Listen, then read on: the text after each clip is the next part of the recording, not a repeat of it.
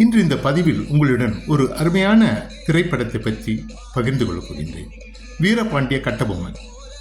இந்த படத்தில் பல அருமையான பாடல்கள். அந்த படத்தில் ஒரு சிறப்பான ஒரு பாடல் மாட்டு வண்டியை பூட்டிக்கிட்டு இந்த வீடியோவில் பின்புறம் உங்களுக்கு ஒலித்துக் கொண்டிருக்கும் இந்த பாடல் தான் அது. 1969ஆம் ஆண்டு PR பந்துல் அவர்களால் இயக்கப்பட்டு தயாரிக்கப்பட்ட ஒரு மிக பிரம்மாண்டமான ஒரு தமிழ் படம் இது. இந்த படத்தில் நம் சிறந்த கலைஞர்கள் சிவாஜி கணேசன், ஜெமினி கணேசன், பத்மினி, வரலட்சுமி, ராகினி மற்றும் பலரும் நடித்திருந்தார்கள். இதற்கு ராமநாதன் அவர்கள் இசை வழங்கியிருந்தார். வரிகளை கூமா பாலசுப்ரமணியம் அவர்கள் எழுதியிருந்தார்கள்.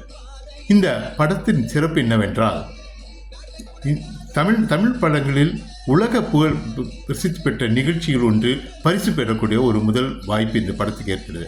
ஆப்ரோ ஏஷியன் ஃபிலிம் ஃபெஸ்டிவல் இன்று கைரோவில் நடைபெற்றது 1960ஆம் ஆண்டில். அந்த நிகழ்வில் சிறந்த படத்துக்கான பரிசும், சிறந்த நடிகருக்கான பரிசும், சிறந்த இசையமைப்பாளர் என்ற பரிசு 3 விதமான பரிசுகளும் வழங்கப்பட்டன. அதேவேளையில் சிறந்த டாக்குமெண்ட்ரி என்ற சிறப்பும் இந்த படத்துக்கு வழங்கப்பட்டது. அந்த நிகழ்ச்சியில் கலந்து கொள்ள நடிகர் திலகம் சிவாஜி கணேசன் சென்றுவிட்டு அங்கு திரும்பும் பொழுது சிங்கப்பூருக்கு வந்திருந்தார். சிங்கப்பூரிலிருந்து எங்கள் இல்லத்தில் ஜொஹர் பாருவில் ஒரு தேநீர் விருந்து அவருக்காக சிறப்பாக ஏற்பாடு செய்யப்பட்டது. ஜொஹர் பாரு சிங்கப்பூருக்கும் இடையில் ஒரு பாலம் தான் இருக்கின்றது. ஒரு சில கிலோமீட்டர்கள் தான் அதை பிரிக்கின்றது. அங்கு எங்கள் இல்லத்தில் வந்து அந்த தேநீரில் கலந்து கொண்டு பல நண்பர்களும் வந்திருந்தார்கள். அவர்களுடன் உரையாடி நம்மளுடன் மகிழ்ச்சியாக இருந்து ஒரு மணி நேரம் இருந்துவிட்டு அதற்கு பிறகு ஜொஹர் பாரில் வைர விழா மண்டபம் என்று ஒன்று இருக்கின்றது. அங்கு ஒரு சிறப்பு நிகழ்ச்சி நடைபெற்றது. அதிலும் போய் கலந்து கொண்டு திங்கி திரும்பினார் அவர். இது எங்களுக்கு பெரிய மற்ற மகிழ்ச்சியை தந்தது. எங்கள் குடும்பத்துக்கு, ஏன்னா எங்கள் குடும்ப அனைவரும் நாங்கள் அவருடன் இணைந்து பல நண்பர்கள், இசைக்கலைஞர்கள் மற்றும் சிங்கை வானிலிருந்து பலர்களும் வந்திருந்தார்கள். அவர்களெல்லாம் இந்த நிகழ்ச்சியில் கலந்து சென்றார்கள். அற்புதமான ஒரு நினைவு என்று தான் சொல்ல வேண்டும் அவருடைய வருகை.